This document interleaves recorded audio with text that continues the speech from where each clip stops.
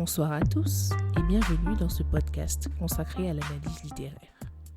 Aujourd'hui, je m'attaque à un classique de la littérature anglaise, Les Hauts de Hurlevent, d'Emily Brontë, paru en 1847. Je me demande si cet auteur a une seule fois eu en pensée le fait que, près de 200 ans après, son roman serait analysé et même classé parmi les classiques de la littérature anglaise, vu l'accueil qu'il a reçu à sa sortie. Ce roman gothique, sombre et profondément perturbant, raconte l'histoire d'un orphelin qui va bouleverser la vie de 2 familles et de 2 générations.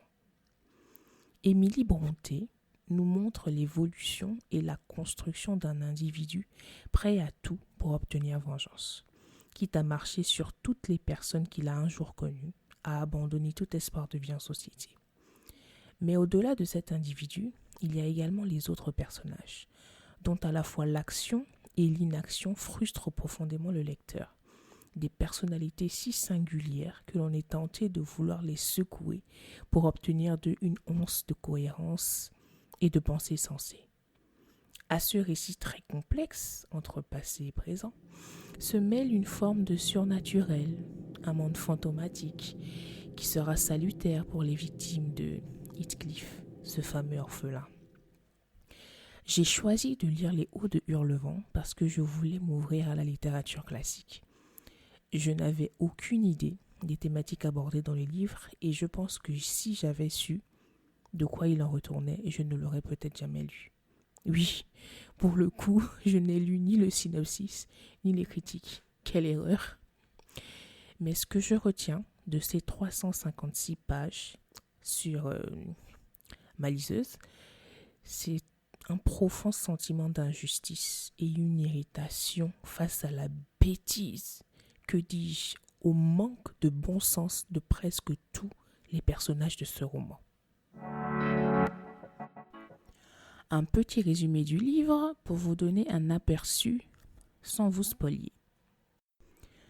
La famille Earnshaw vivait heureuse jusqu'à ce que le père, Mr. Earnshaw, adopte un enfant lors de l'un de ses voyages. Ce dernier va être la cause de bien des malheurs. Et dès le début, Hindley, le fils de Earnshaw, éprouve pour ce petit orphelin une profonde haine qui va s'accentuer après la mort de son père. Heathcliff, c'est le nom de l'orphelin, sera humilié et traité comme un subalterne, lui qui aime secrètement Catherine, la sœur de Hindley.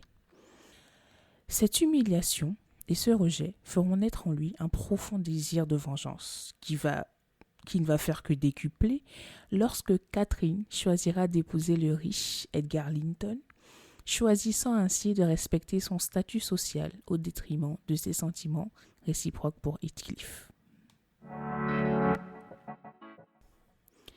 Il y a, au total, 34 chapitres qui tiennent en haleine le lecteur.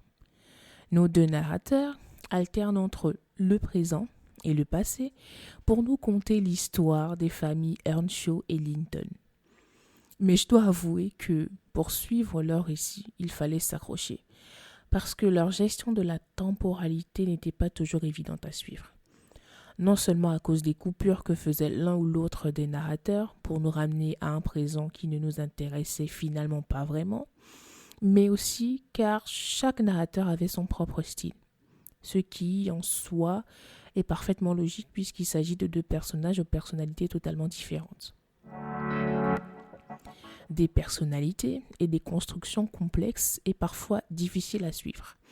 Catherine Earnshaw en est un exemple parfait. Je pense, à titre personnel, qu'elle souffrait de bipolarité ou d'un trouble de la personnalité, tant elle était versatile. Et c'est marrant comment ces problèmes psychologiques ont fait surface lorsqu'elle est pleinement devenue une fille de bonne famille, lorsqu'elle a commencé à recevoir l'éducation qui lui était due. Avant cela, c'était une enfant parfaitement charmante, quoique un peu espiègle qui a souffert de l'absence de son père, puis de l'absence de son frère. A contrario, Edgar Linton, celui qu'elle va épouser plus tard au détriment de Heathcliff, est un modèle de constance dans sa couardise et son manque de fermeté. C'est aberrant. Dès son plus jeune âge, Et surtout, dès sa rencontre avec Catherine, il montre des signes de vulnérabilité sur lesquels cette dernière va jouer pour le faire sien. Ce manque de fermeté et d'autorité va lui causer bien des malheurs dans son foyer, mais aussi dans sa famille. Mais je pense que le personnage dont la construction est la plus aboutie est celle de Heathcliff, l'anti-héros par excellence. Dans sa jeunesse, il paraît faible, mais déjà très manipulateur pour parvenir à ses fins.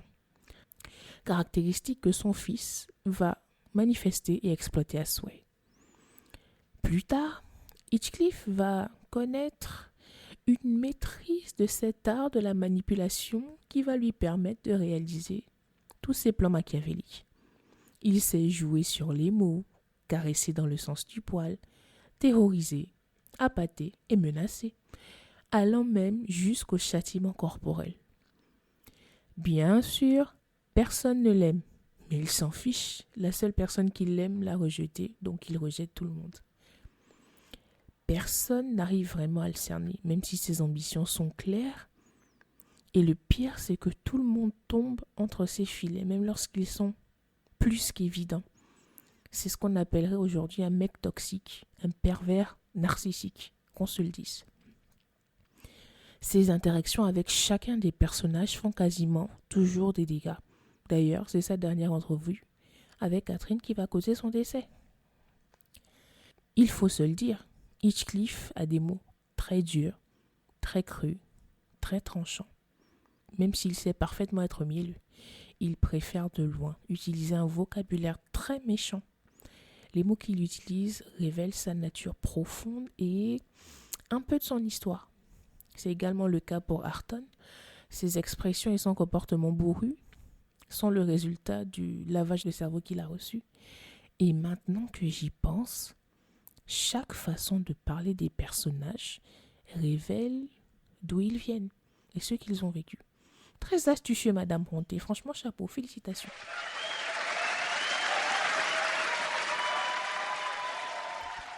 Par contre, en termes de cohérence, c'était parfois confus.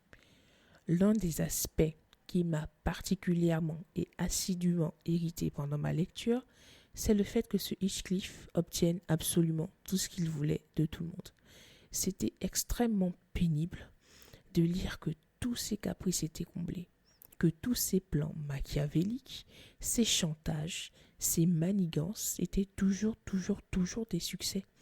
C'est à croire qu'aucun des personnages n'avait assez de jugeote, assez de caractère ou simplement assez de présence d'esprit pour mettre un terme à toutes ces actions. Je ne m'explique pas le fait que tout le monde sache qui était Heathcliff, mais que chacun tombe toujours dans ses pièges. C'est d'une irritation et d'une aberration qui me...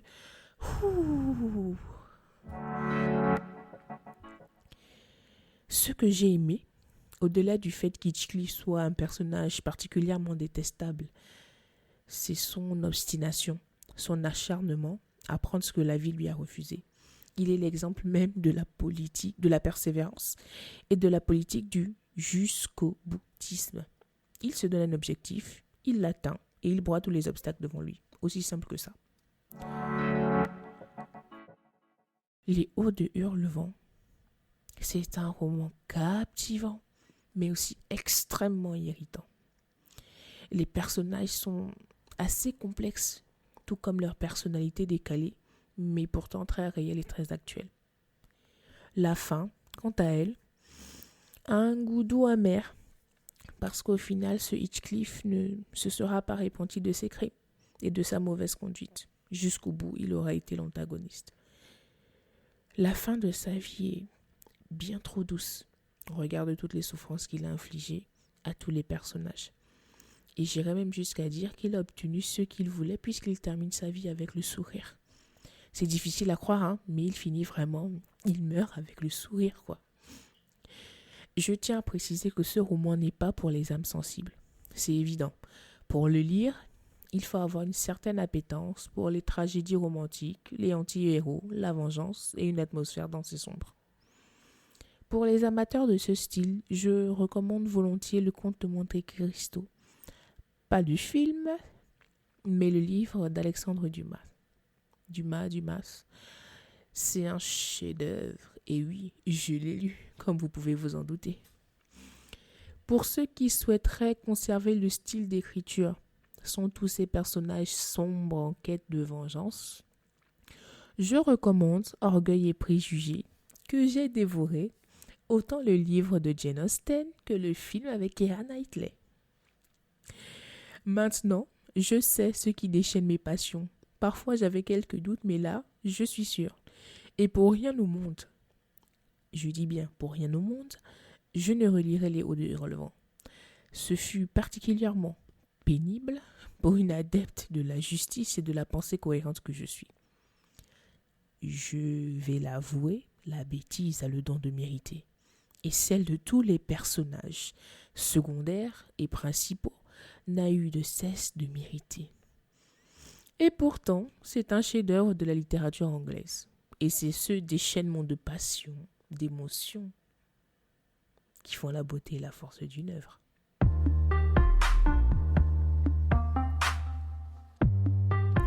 Si vous avez apprécié ce podcast, je vous encourage à laisser un commentaire et à vous abonner à la chaîne sur votre plateforme d'écoute préférée. Je vous dis bonne soirée et à bientôt pour un nouvel épisode des analyses littéraires de l'œil de Cham.